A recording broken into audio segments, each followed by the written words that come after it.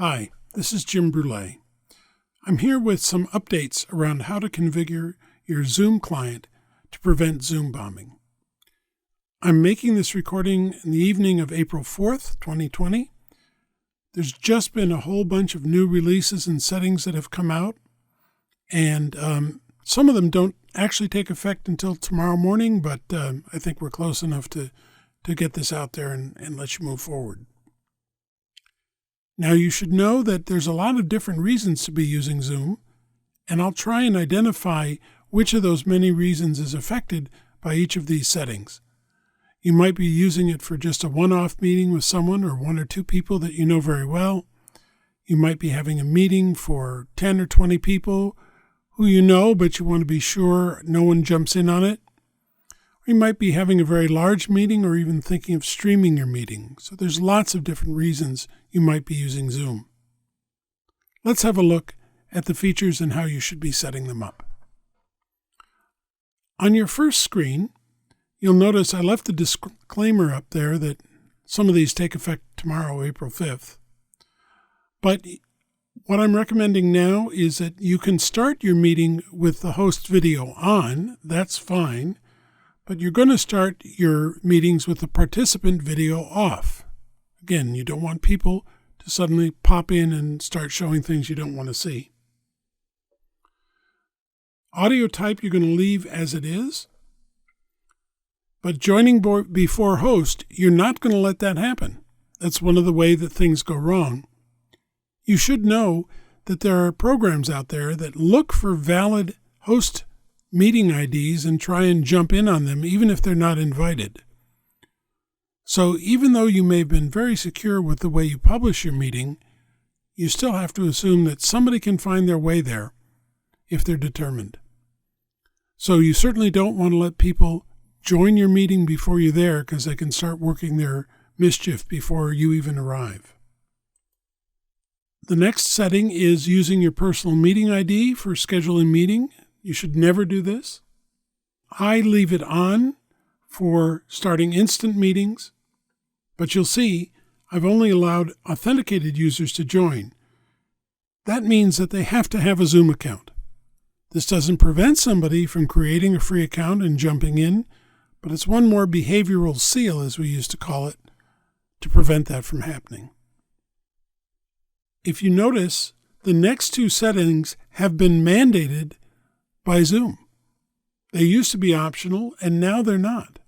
And that is, you must require a password when you're scheduling new meetings, whether that's a regular meeting or an instant meeting.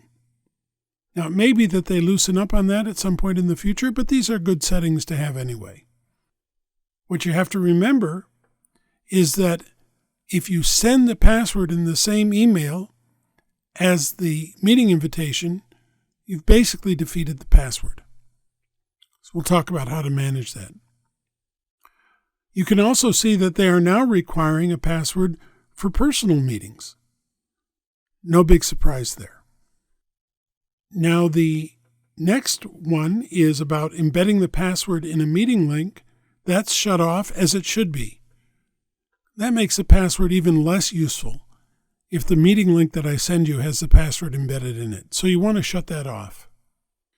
And they have turned on requiring a password for phone participation. I never used to have this on, but frankly, it's not such a big deal anyway, so we'll just have to go with it since they're requiring it. Muting people upon entry, absolutely. Another way of making sure that the unwanted person doesn't step out of line. The next two questions, calendar, contact integration, upcoming meeting reminders, don't have anything to do with Zoom bombing. The encryption, again, not so much an issue. Chatting, I think, is useful, so I leave it on. But the industry accepted practice now is to turn off private chat. There seems to be some things that happen in private chat, so we shut that off as well. Auto-saving chats won't have any effect on Zoom bombing, but I like to leave it on. And I like to shut off the sound when participants join or leave. It's just very annoying. And the next two items really don't have anything to do with Zoom bombing either. Co-hosts, polling, nothing to do with Zoom bombing, good things to have. You definitely want to allow the host to put an attendee on hold. This puts them in purgatory, and if you want, you can have them expelled from the meeting from that place. So that's definitely an advantage for Zoom bombing. The next two, showing meeting control toolbar and showing Zoom windows, those are useful to have. With screen sharing, this is the center of the Zoom bombing problem. You can decide not to share screen at all, in which case you don't have any issue. As an educator, and I hold a lot of meetings with Zoom where I'm doing a lot of interactive stuff, I definitely want to have this on, but I limit it to only the host who can show. So no one else can share their screen except the host. You might find an occasion where you want to let that happen, but you have to be very cautious. If you do, leave it so that only the host can take screen sharing away from someone else. That's what's grayed out beneath it. Correspondingly, you want to disable desktop and screen sharing for users. Even if you let them share, you don't want them to share everything. You want them to share a specific window or application.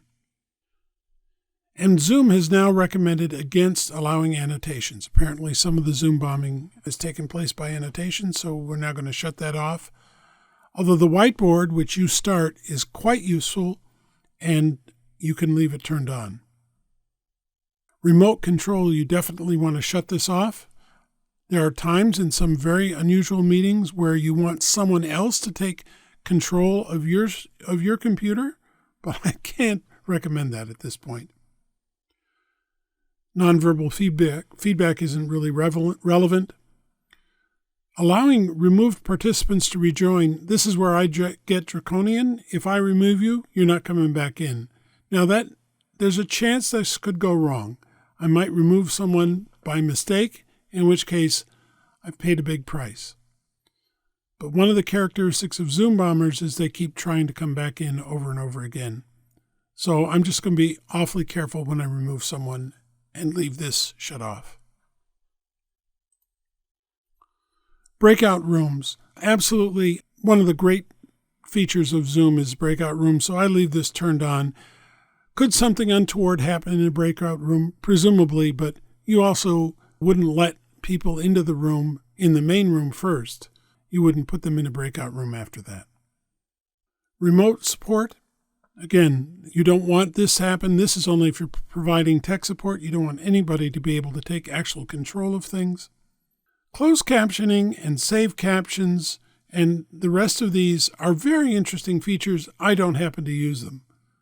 Group HD video, I'm not exactly sure why Zoom turned that off, but they did, and so be it.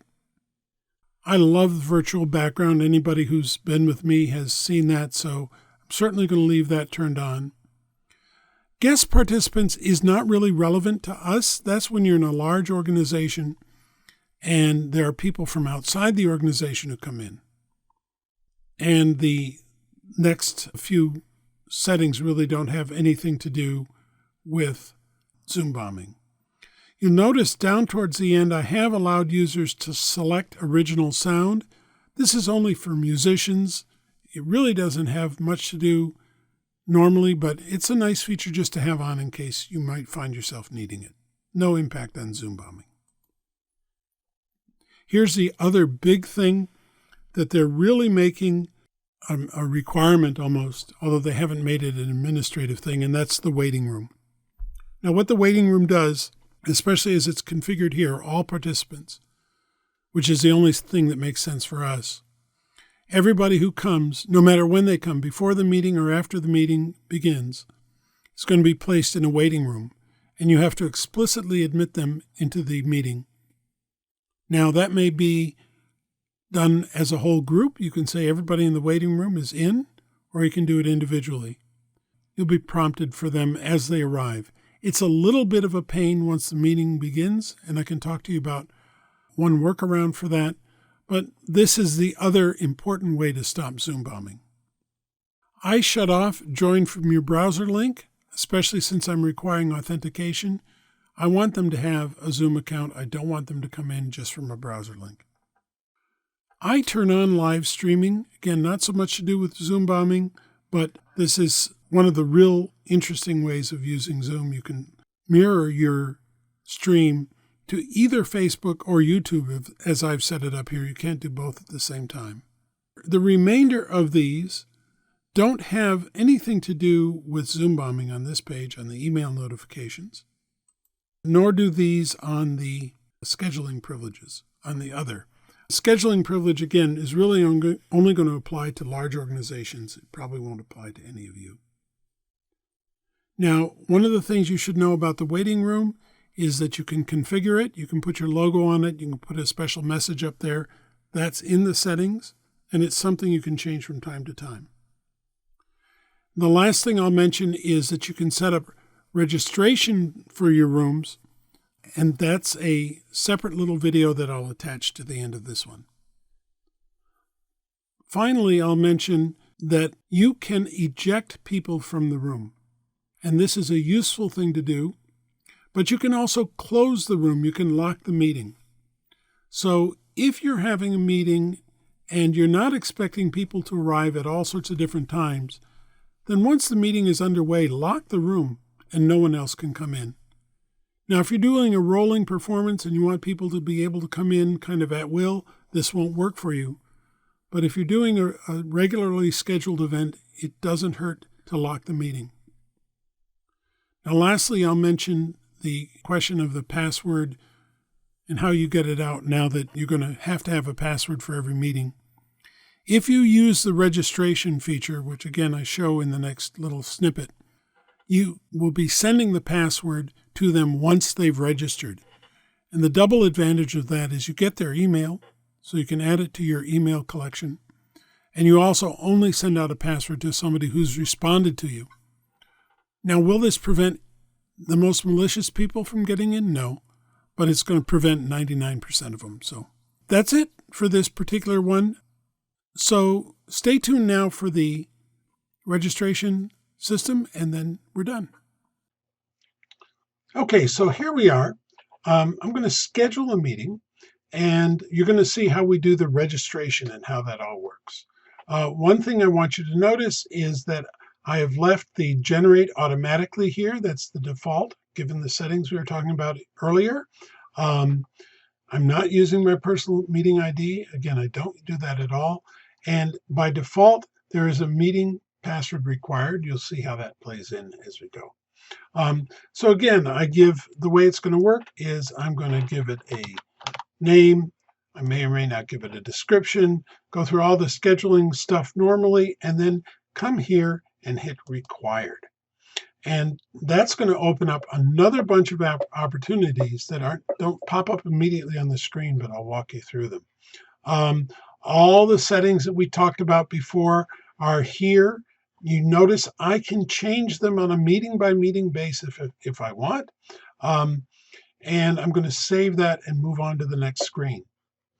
In this screen, you'll see I have the password has come through, but here's the key thing. People are required to register before joining this meeting, and there's an invitation link.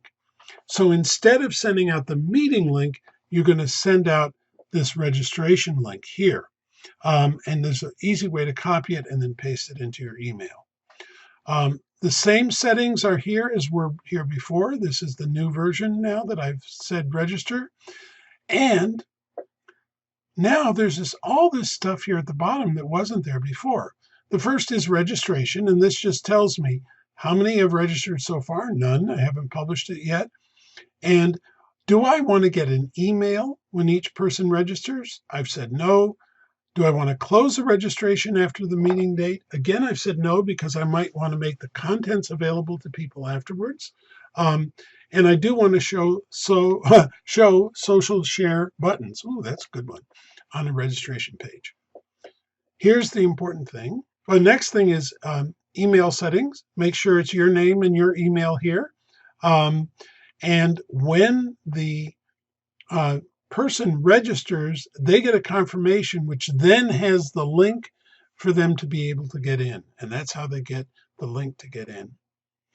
Also, very useful and you only have to do it once, is branding. So, I guess you have to do it more than once.